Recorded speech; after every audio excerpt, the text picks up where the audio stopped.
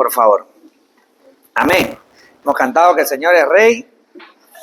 Y antes de abrir la palabra, nosotros como adultos también tenemos la bendición de que los niños puedan ir a estudiar en la escuela dominical. Así que vamos a pedir que, Nancita, ponte de pie, para que los niños puedan ir contigo. Sí. Muy bien, vamos a aplaudir a todos los niños que van a ir con la maestra. Muy bien, bravo.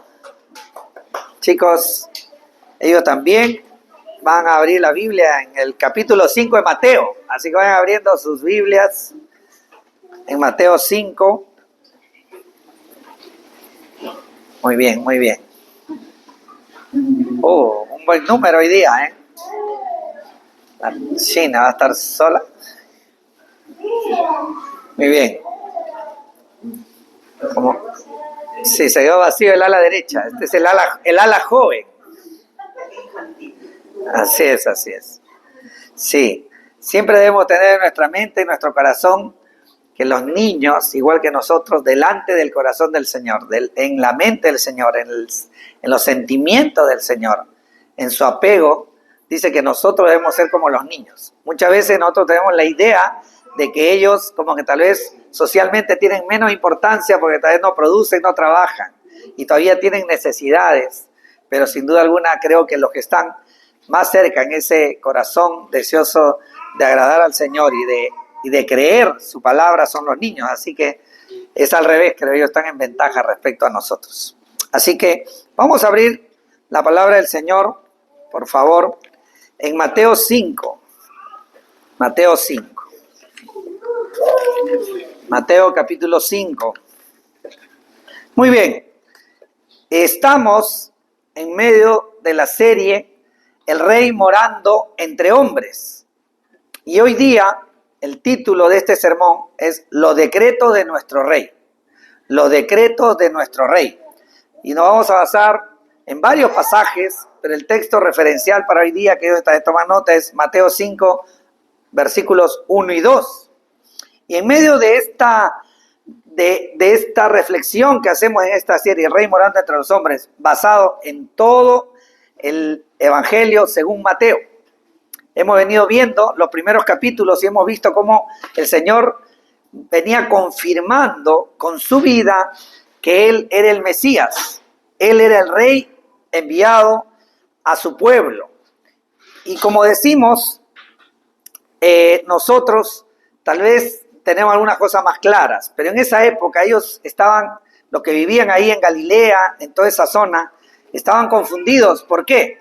Porque veían de que las palabras que él decía eran distintas, de que su comportamiento era distinto, especial, hablaba con autoridad y ahora lo vamos a ver.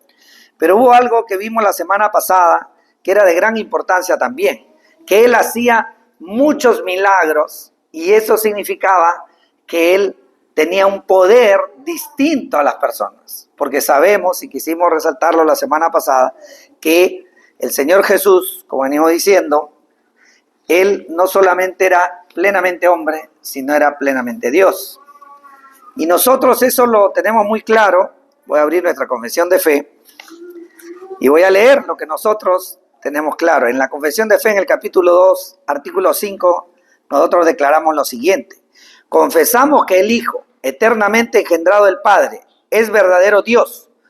Por nosotros y por nuestra salvación descendió del cielo, se encarnó por obra del Espíritu Santo y nació de la Virgen María. Es verdaderamente Dios y verdaderamente hombre, en una sola persona, sin confusión ni división. Él murió, resucitó y ascendió y volverá en gloria a juzgar a vivos y muertos. Esta afirmación que dice nuestra confesión de fe no apareció ayer, sino tiene siglos, más de 2000 años, en el cual la iglesia cristiana, el pueblo redimido por el Salvador, nuestro Señor Jesucristo, ha venido sacando conclusiones, doctrinas claras. Pero esta claridad que nosotros tenemos por la misericordia de Dios ahora, no la tenían los habitantes de esa época. Pero acuérdense, y quiero volver a leer el pasaje muy corto de la semana pasada que está ahí nomás en el capítulo 4, donde vamos a notar el impacto de la vida de nuestro Señor Jesucristo. Dice Mateo 4, versos del 23 al 25.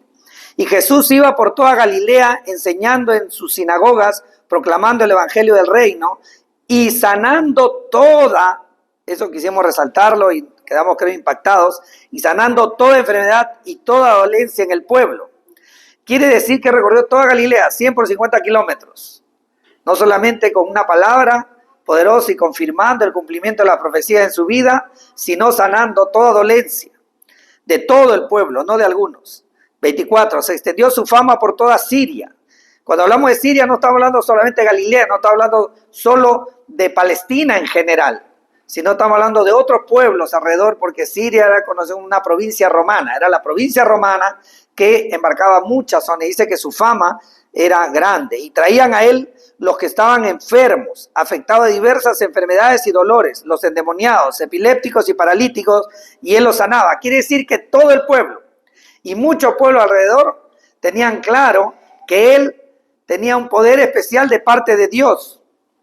Y dice, y lo siguieron grandes multitudes de Galilea, Decápolis, Jerusalén y Judea, y del otro lado del Jordán. Ahora, ellos estaban preguntando cosas que ahora nosotros como creyentes, por la revelación del Espíritu Santo y por las doctrinas y el conocimiento de la iglesia, como el Señor ha permitido que tengan las doctrinas claras, podemos reconocer al Señor Jesucristo como Dios. Y ahora ellos, sin duda alguna, estaban pensando, y nosotros también debemos pensar lo siguiente, que si Jesús era el Mesías, o es el Mesías, el Rey esperado, es lógico que vino a reinar, vino a implantar su gobierno, su reino. Y como los reyes, nosotros acá no tenemos reyes, no tenemos algunos conceptos, pero sí por cultura y por descripción podemos entenderlo. Los reyes imparten su voluntad por medio de decretos reales, que son absolutos, que radican en el poder de su autoridad. Y por ende todos los súbditos tienen que obedecer y cumplir.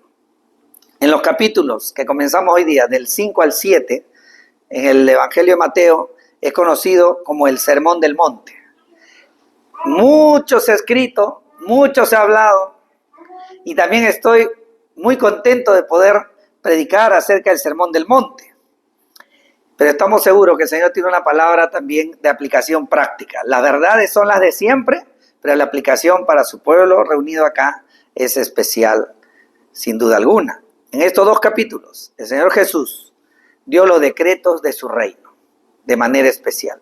Si bien es cierto que todos los evangelios, su testimonio mismo y la revelación de toda la palabra habla de la voluntad de Dios, pero Él, sin duda alguna, en esta condición de rey enviado sobre su pueblo e implantar su reino, dio lo que yo quería llamar los decretos de nuestro rey, que es el título del tema de hoy día.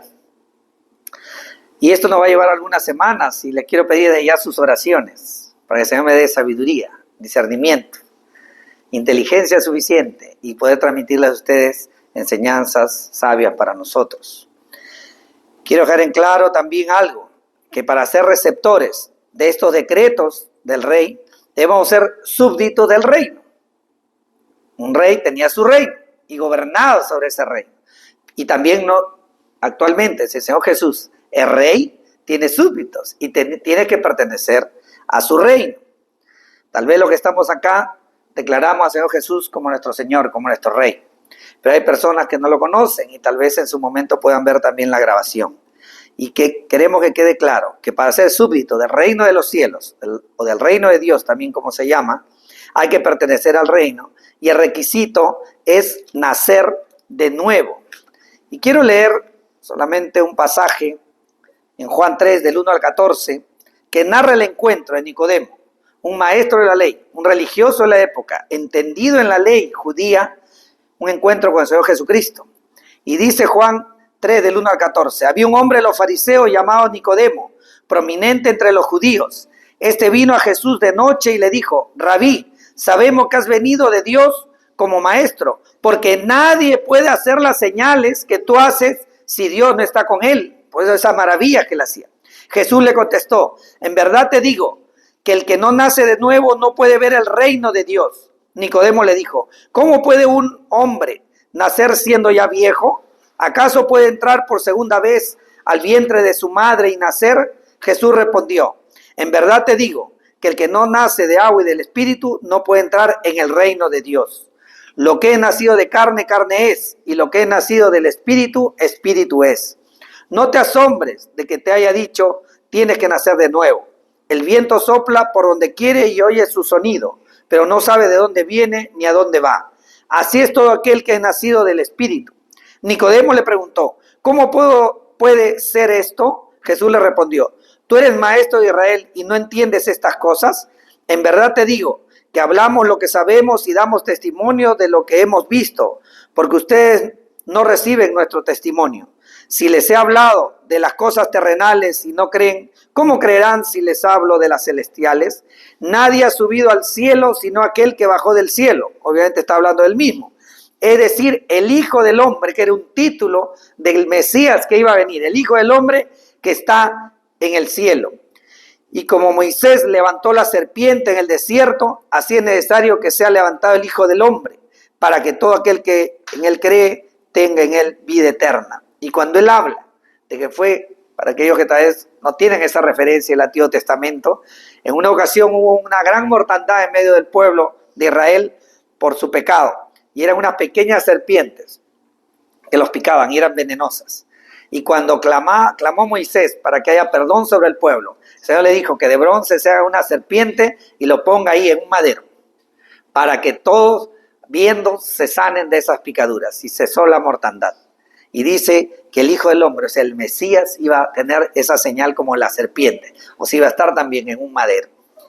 Nosotros lo vemos con mayor claridad ahora, pero el Señor está dando las pistas necesarias para que su pueblo, entendido en su palabra, pueda discernirlo. Muy bien, el nuevo nacimiento nos coloca en la condición de ciudadanos del reino que Jesús vino a implantar. El reino de los cielos o reino de Dios, y en particular siempre Mateo habla del reino de los cielos porque los judíos en general tratan de evitar decir la palabra Dios, porque es una palabra muy santa. Y por eso también Mateo en especial revela al Señor Jesús como el Mesías esperado por el pueblo de Israel, y por eso podemos entender algunos de los términos que él dice. El Sermón del Monte fue dirigido a los discípulos del Señor Jesús. Vayamos ahí a Mateo en nuestro pasaje de hoy, en Mateo 5. Miren lo que dice. Cuando Jesús vio a las multitudes, subió al monte, y después de sentarse, sus discípulos se acercaron a él y abriendo la boca les enseñaba diciendo. O sea, vio toda la multitud, pero él va al monte, allí en Sion, separa un espacio y vienen sus discípulos a él y les empieza a enseñar. El Sermón del Monte fueron los decretos de nuestro Rey, los cuales debemos de cumplir si somos discípulos del Señor Jesucristo. Es bueno como primer punto resaltar el contexto en el que se da este Sermón del Monte. El Sermón del Monte se da en medio de un contexto en el cual los que estaban ahí presentes podían vivir y palpar. Quiere decir que había un contexto en el cual ellos recibieron los decretos del Rey. Igual nosotros tenemos un contexto ahora en el siglo XXI y tenemos una manera de expresarnos y de entender en medio de la cultura de nuestra época.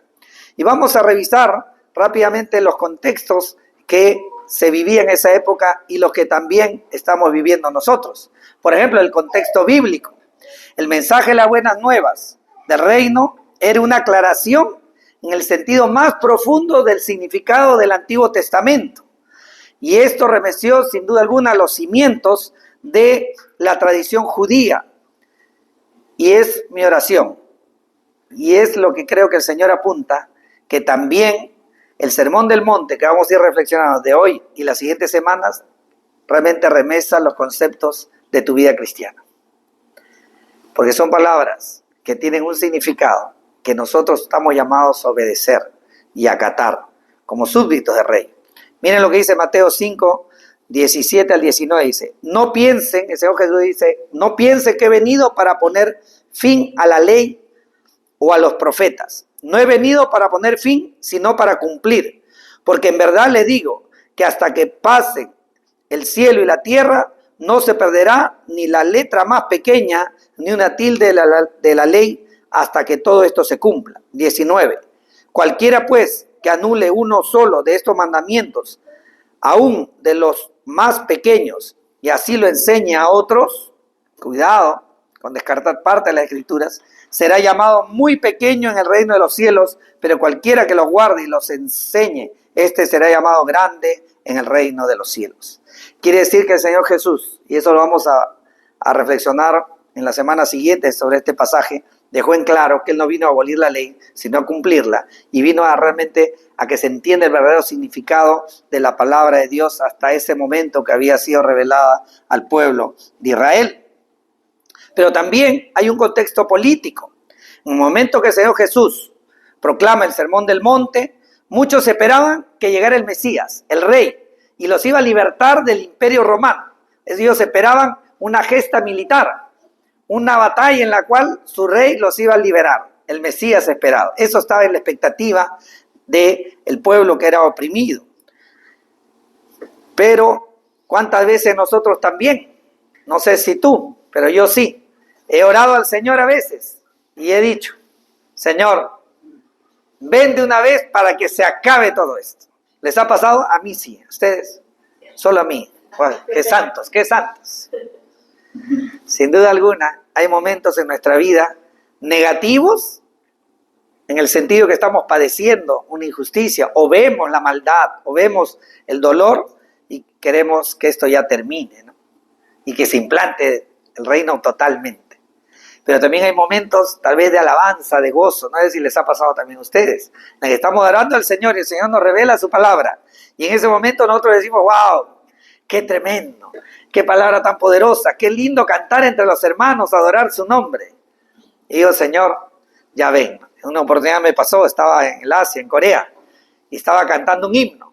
Y todos cantaban obviamente en coreano, yo no entendía nada, pero era un himno que conocía. Y no paraba de tener gozo, de alegría, hasta brotaron algunas lágrimas, pues estaba emocionado. Y digo, algún día el Señor, no sé si nos dará un nuevo idioma, o nos hará entendernos a todos, no lo sé. Pero estoy seguro que cuando vuelva a escuchar esa canción en coreano, lo voy a entender claramente. Pero ¿saben qué era lo hermoso? Ustedes dicen, ¿cómo será eso? Será como la música. Porque con la música que ellos tocaban, yo también, mi corazón también estaba gozoso porque la conocía. Entonces también me gozaba y adoraba al Señor. Entonces también hay momentos de mucho gozo y de alegría en la que queremos que el Señor ya venga y pare todo como es el mundo, ¿no? Muy bien, ellos también tenían una expectativa similar. Pero el Sermón del Monte es el mensaje y obra del Rey, pero que son ante todo de carácter interno, no externas, y son espirituales, no físicas ni políticas, pero trae los valores del reino de Dios a tu vida.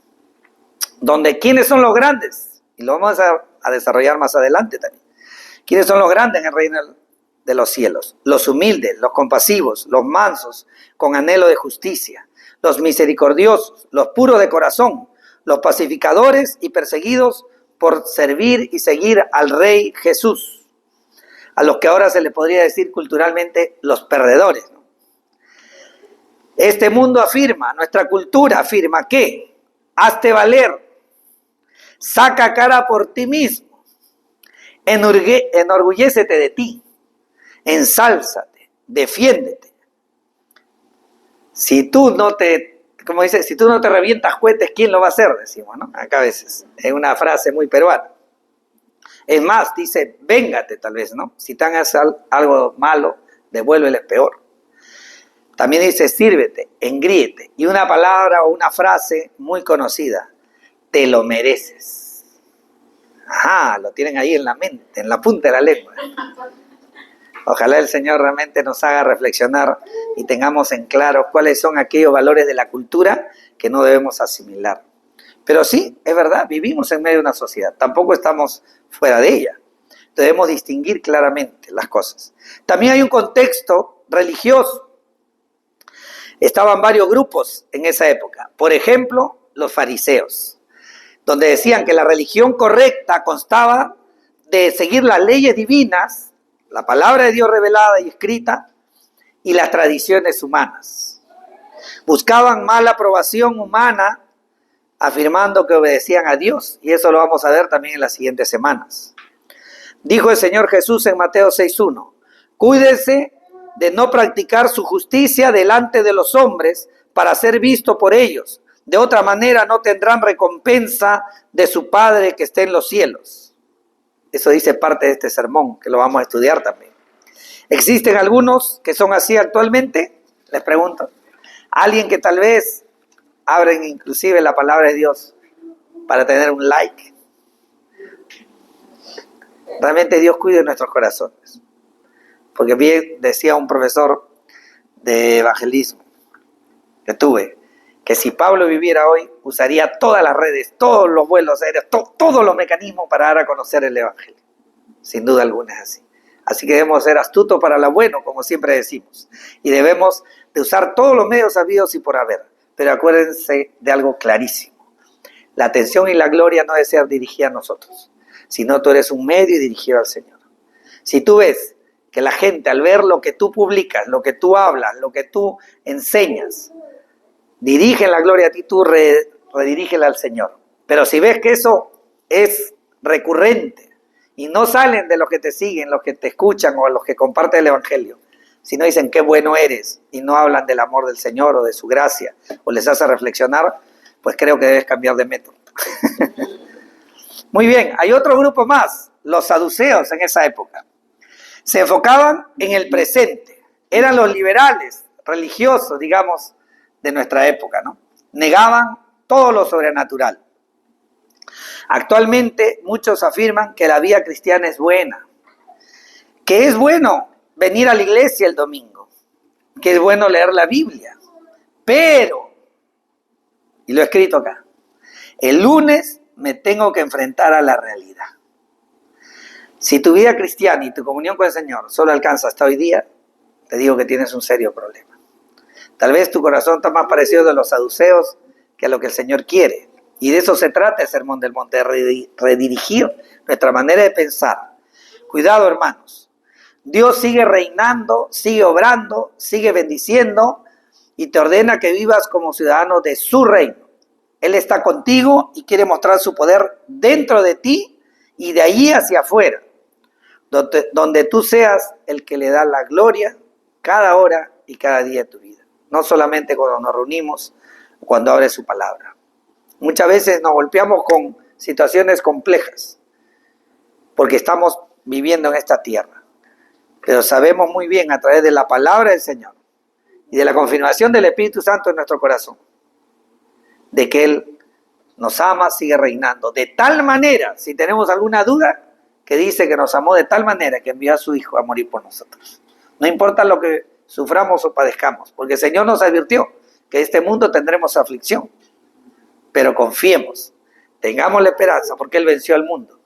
Y yo no sé cómo decirte cómo, porque yo no sé, pero si algo estoy seguro, para que se confirme todo lo que dice la Biblia acerca de lo que va a ocurrir después de la llegada del Señor, el Señor va a hacer que dice que toda lágrima, todo dolor, toda experiencia negativa, toda frustración, todo trauma, todo lo que fuese malo, va a ser borrada de nosotros. Toda enfermedad, la muerte misma, ese es nuestro Señor. Así que tenemos un Señor que no nos va a hacer vivir con recuerdos dolorosos, sino va a borrar inclusive eso. Él es capaz de eso y demás, porque Él es el dador de vida. Así que Él sigue reinando y Él es soberano. Los esenios era otro grupo más también. Eran los ascetas, separados de la sociedad, tipo los monjes o los conventos de clausura, donde todo lo que rodeaba era pecado, todo era pecaminoso. Y algunos cristianos actualmente que dicen, no te juntes con tal, no vayas a estudiar, no vayas a la universidad, que te van bueno, yo diría que dicen ser cristianos, que te van a lavar el cerebro. O sea, un temor, una preocupación que no es realmente la voluntad de Dios. Dice Juan 17:15, No te ruego que los saques del mundo, dijo el Señor Jesús, orando al Padre, sino que los guardes del maligno. Más claro aún, dice Mateo 5:14, ustedes son la luz del mundo. Y Mateo 5:16, así brille la luz de ustedes delante de los hombres, para que vean sus acciones y glorifiquen a su Padre que está en los cielos. Quiere decir que nosotros no estamos llamados a abstraernos de la sociedad, sino estamos llamados a bendecir esta sociedad. ¿Y cómo vamos a soportar todos los avatares y los vientos en contra? Pues cogido de la palabra del Señor, de una comunión firme con el Señor y aplicando los principios del reino en tu vida. Otro grupo más, los celotes. Eran nacionalistas, fanáticos. Eran una religión centrada en el activismo político, dedicado a tomar las armas contra Roma. Dice Efesios 6:12, porque nuestra lucha no es contra sangre y carne, sino contra principados, contra potestades, contra los poderes de este mundo de tinieblas, contra las fuerzas espirituales de maldad en las regiones celestes. Los conflictos, más que un sentido político o de la presión social en general, el sistema, lo que queramos llamar, no es nuestra lucha contra personas físicas, sino tiene una lucha de carácter espiritual. Y de eso debemos aprender a discernirlo. La naturaleza del reino de Dios no es externa, hermanos, sino es de la actitud correcta hacia Dios y hacia los demás. Dice 1 Samuel 6, versículo 7 en la segunda parte, porque Dios no ve lo que el hombre ve, pues el hombre mira la apariencia exterior, pero el Señor mira el corazón.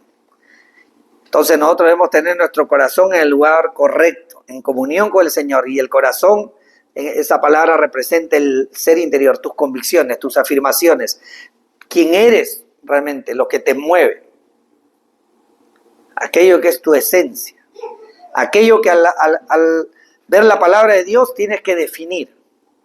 Si la apruebas, la crees, así tu mente y tu experiencia diga que no es así. Y realmente doblegas tu corazón a la voluntad de Dios. Dice Proverbios 4:23, con toda diligencia guarda tu corazón, porque de él brotan los manantiales de vida. Nosotros debemos ser astutos para lo bueno, como siempre digo, y debemos estar diligentemente delante de la palabra de Dios, buscando la voluntad del Señor, de tal manera que tu corazón no se desvíe a cosas malas. El hombre más sabio que existió sobre la tierra, el rey Salomón, debió su corazón por no ser apegado a la palabra de Dios.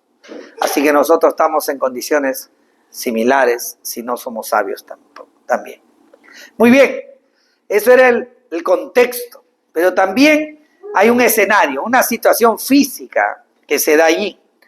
Hemos leído Mateo 5:1-2, dice, ¿no? Cuando Jesús vio a las multitudes, subió al monte y después de sentarse, sus discípulos se acercaron a él y abriendo su boca les enseñaba. Al Señor Jesús le importaron mucho las multitudes. Siempre tuvo misericordia de ellas. Y voy a leer un par de pasajes. Mateo 9:36 dice, y viendo las multitudes tuvo compasión de ellas, porque estaban angustiadas y abatidas como ovejas que no tienen pastor.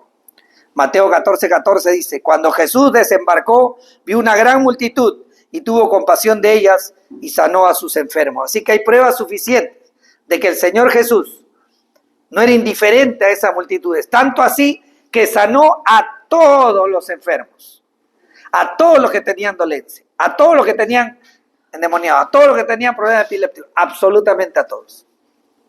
Así que no podemos acusarlo de indiferencia. Habían problemas de salud, necesidad emocional, endemoniados, algunos problemas de tener falta de dinero y otros tenían problemas de tener mucho dinero y el corazón del que escaseaba o del que abundaba había sido ganada por las posesiones económicas. También el Señor tuvo misericordia de esas personas. Tuvo misericordia ya que veía que detrás de cada una de estas condiciones estaba la raíz, que era la condición de pecado, de pecador.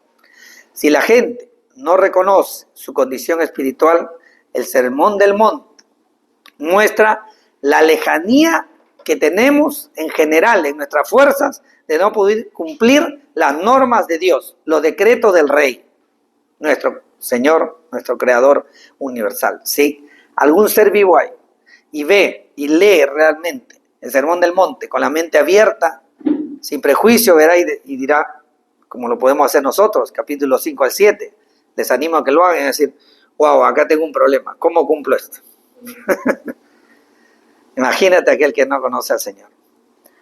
Si la gente por eso no reconoce al Señor cuando ve estas demandas, pues realmente se va a dar cuenta de que en sus fuerzas no lo puede hacer. El Señor se concentró en dejar claro que a sus discípulos,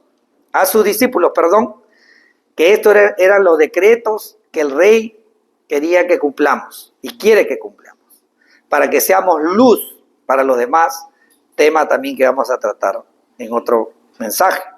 Entonces nosotros también, hermanos, si queremos bendecir a nuestros familiares, a nuestros amigos, a todos los que nos rodean, debemos escuchar, considerar y desarrollar las características del reino de los cielos, donde cada día nosotros iremos creciendo a imagen de nuestro Señor Jesucristo.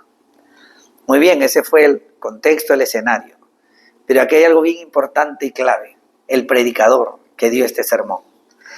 Como tercer punto tenemos que el predicador, y sabemos nosotros que fue nuestro Señor Jesucristo, el Rey del universo, el Creador,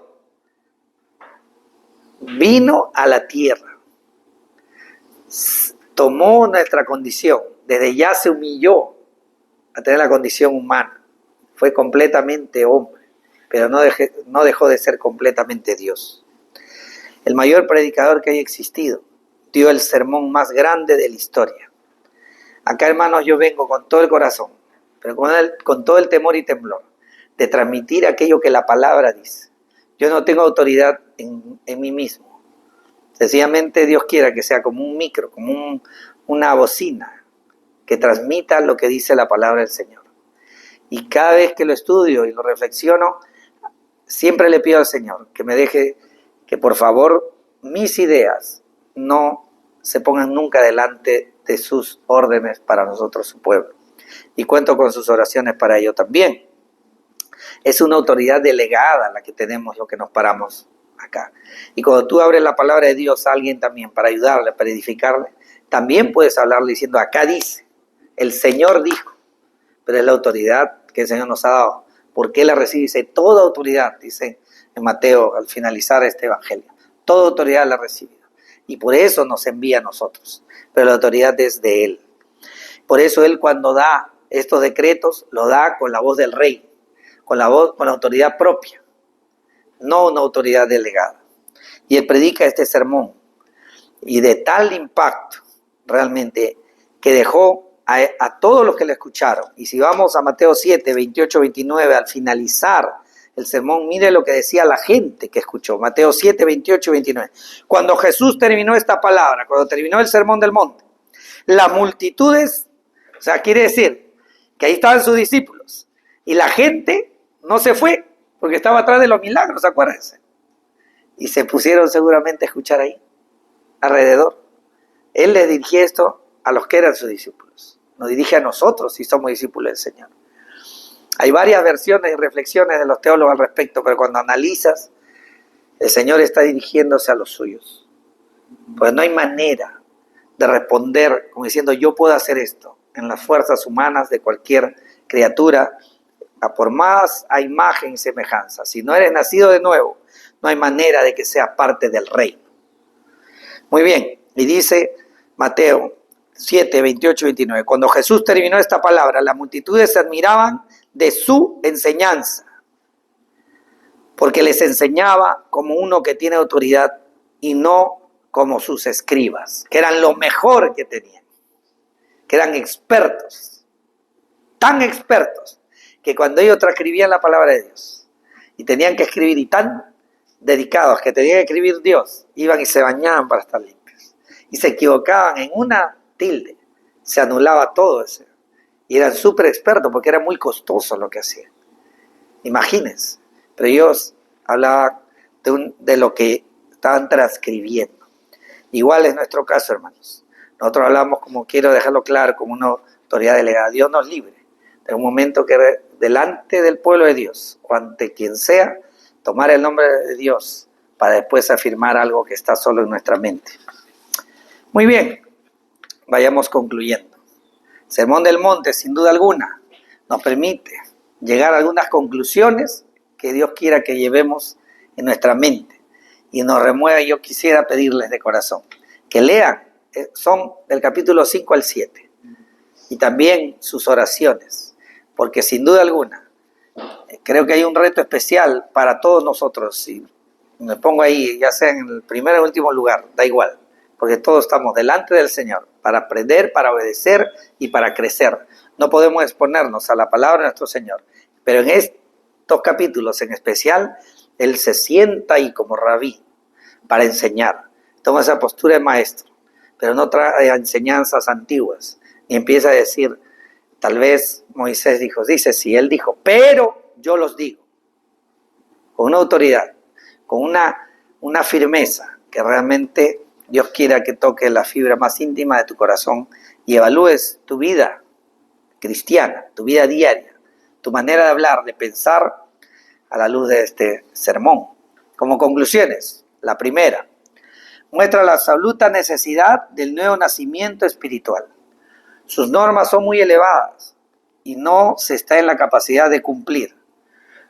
No, cuando los hombres, digamos, hagamos, no es cuestión de hacer lo correcto, sino de ser correctos. Esto va más allá, hermano, de lo que nosotros podamos decir, es una buena obra. Esto va a la esencia misma de quién somos.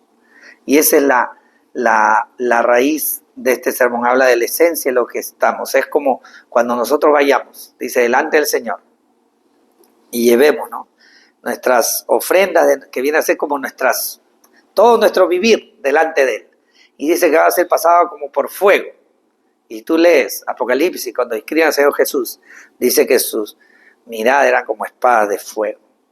Van a pasar por los ojos de nuestro Rey. Todo lo que hayamos hecho. Y dice que ahí todo lo que es madera, paja, o sea, en otras palabras, de entender que todo aquello que no tiene valor para el reino de Dios va a ser quemado, solo va a quedar, dice, las piedras preciosas, aquellas cosas que hemos hecho realmente en Él. Nos, hermanos, te llegamos con un saco gigante. Eso no importa, ¿no? Yo puedo pararme delante de ustedes, te voy a decir, voy a cumplir 39 años creyente, ¿no? Entonces suena que tengo un sacazo así. Eso no va a importar. Porque para el lado mío, ¿sabes quién va a estar?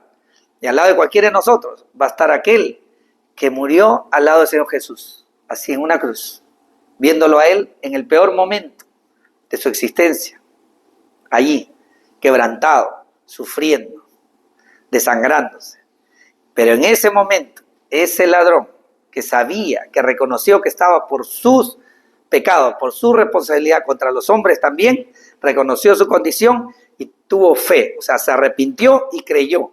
Y el Señor le dijo, hoy día estarás conmigo en el paraíso. Imagínense. Esa afirmación de fe en ese momento, versus cuando todavía me presentaron el Evangelio, sí, pero yo estaba sentado en un gras muy cómodo, ahí en el cole, vino alguien con mucho amor y me compartió el Evangelio. Sí, el Espíritu Santo obró en él y obró en mí. Pero está visto, ¿no? ¿Me entienden? Vamos a poner al fuego ambas cosas y Dios verá. Al final la obra es del Señor. Así que ojalá el saco de las buenas obras para la gloria de Dios sea muy grande. Y cuando terminen de pasar por el fuego, de cada uno de nosotros quede mucha piedra preciosa para la gloria de Dios. Porque todo lo que hagamos va a ser a sus pies. Y dice también, como hablaba una hermana querida esta semana, de que dice que también lleguemos como medio quemaditos, ¿no? Como pasados por fuego, dice. ¿Qué quiere decir? Que tal vez no tengamos nada que mostrar. Pero ¿saben qué? Si nosotros estamos en la posición delante de Dios, no es por algo que hayamos hecho o vayamos a hacer. Es por la obra del Señor Jesucristo. Única y exclusivamente. Así que podemos estar tranquilos, que el Señor no viene a juzgarnos por nuestras obras, pero sí las va a evaluar. Nuestra vida eterna no depende de nuestras obras, pero sí las va a evaluar. Y el Señor habla también de que vamos a tener trabajos y labores, porque para eso nos creó también, delante de Él, ¿no? Dice por ahí alguien que le dice, si has sido fiel, te pondré sobre un una región, una nación. Se decía, fíjate, te pondré sobre 10 o más. Está dando a entender que el Señor nos ha llamado, como fue Adán, para gobernar de manera delegada, así como virreyes. Ese era nuestro trabajo. Muy bien, así que el nacimiento espiritual es aquello que nos muestra el Sermón del Monte, al cual no tenemos manera de cumplirlo si no es habiendo nacido de nuevo. 2, como segunda conclusión, muestra también el Sermón del Monte el patrón de Dios para la felicidad y el éxito verdadero. Se dan las normas, metas y motivaciones que con la ayuda de Dios encontrará al hombre el camino del gozo, la paz, el contentamiento. Muchas veces, hermanos, cuando nosotros hemos respondido de acuerdo a la palabra de Dios o hemos compartido el Evangelio, ¿no has sentido ese gozo en tu corazón? ¿No has sentido a la hora de orar que estás en el lugar correcto? Acuérdate que cuando se presentó ahí María y Marta delante del Señor, no sé si te acuerdas, si no, ya lo vamos a ver en su momento, y dice que María vino a adorar y Marta estaba haciendo cosas. María estaba contemplando al Señor y el Señor le dijo, María ha escogido lo mejor. Primero tenemos que estar delante del Señor para que a su imagen podamos ser impactados al verlo, podamos escuchar las palabras como este sermón, cambiar en nuestra manera de pensar, en nuestra manera de actuar, ya siendo redimidos, y entonces podremos hacer obras que sean realmente agradables delante del Señor. También, como tercera conclusión, la vida obediente a los principios del Sermón del Monte es la mejor herramienta para evangelizar. Verán la vida nueva que tú vives por el poder de Dios. Estoy seguro que en los mejores momentos de nuestra comunión con el Señor, la gente que nos ha rodeado ha sido impactada y tal vez ha hablado bien inicialmente de ti, pero si tú has sido sabio, sabia, has llevado eso al Señor para compartir el Evangelio. Y acordémonos siempre que a la hora que haya una oportunidad, como yo digo, la campanita, ¿no? Le llamamos así, donde en ese momento podemos discernir y saber que hay una oportunidad de identificarnos, de compartir. Primero, decir, yo soy, por lo menos en mi estilo, yo soy cristiano evangélico. O sea, en otras palabras, haces que los reflectores se pongan sobre ti. En ese instante tú puedas también mostrarle y estar alerta, porque ellos ya saben, este está declarando a Dios como su Señor. A ver qué es lo que va a salir de su boca, qué es lo que va a hacer. Y en las circunstancias que fuese, puedas honrar al Señor. Hace poco hubo una circunstancia en la cual, sin querer, hicimos algo que no sabíamos, que teníamos que haber pedido algún permiso, algo físico, una pequeña obra. Y cuando me di cuenta que habíamos metido las 4, como se dice, fui y le dije, perdón, hemos hecho algo que no está bien. Y cuando vieron esa actitud, les dio el corazón de reconocer, la persona que estaba medio exaltada se calmó. Y le dije, jamás esté en nosotros ofender, porque nosotros somos cristianos evangélicos. Eso salió de esta boca. Entonces cambió totalmente. Y el Señor volteó aquello que era, digamos, un problema de un altercado posible, tenía un tiempo de paz y ahora hasta de amistad inicial. Iba a ser una oportunidad. Y volví a decirle esta semana cuando lo vi, porque nosotros somos cristianos. Y así es, hermanos. Dios nos dé oportunidades para evangelizar, teniendo en cuenta que debemos tener una vida coherente con la palabra de Dios. Y como último punto de conclusión, el cuarto dice, la vida obediente a estas demandas es la única existencia agradable a Dios. Aunque las exigencias de los decretos del rey, expresadas en el Sermón del Monte, no son fáciles de alcanzar, pero no son inalcanzables, hermanos. Son un caminar guiado por nuestro Señor y nuestro pastor y rey. Y siempre, cuando hay esas ocasiones en las que tal vez a alguien le quiero animar yo y le digo, ánimo, alegría, siga el Señor Jesús, siga adelante, yo siempre en los WhatsApps les mando ¿cómo se dice? Una imagen, un GIF, como un sticker, ¿no? Un sticker, que no sé si Daniel lo tiene allí también, porque sí es cierto que estas palabras son a veces un poco duras y fuertes, pero el Señor también nos permita pues tener una vida de alegría delante de Él, de gozo, ¿no? Tal vez no la tiene, pero es ese dibujito donde está el Señor Jesús, y dice, camina con fe, ¿no? Y a veces nos ponemos los varones cuando nos animamos a la lectura bíblica y también. Hermanos, debemos saber que el Sermón del Monte realmente es un reto, es desafiante. Pero ¿saben qué? Son los decretos de nuestro Rey, son los decretos de nuestro Salvador.